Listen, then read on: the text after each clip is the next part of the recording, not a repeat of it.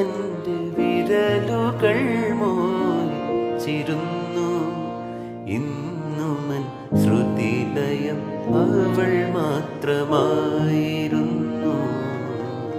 ഒരു നിലാതീരത്ത് ഒരുങ്ങി വന്നെത്തുന്ന ശരത്കാല ശശിലേഖ പോലെ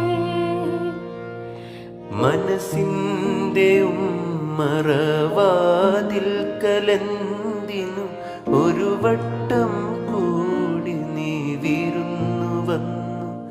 എൻ്റെ പ്രിയ സഖി എനിക്കായി ഒരുങ്ങി വന്നു.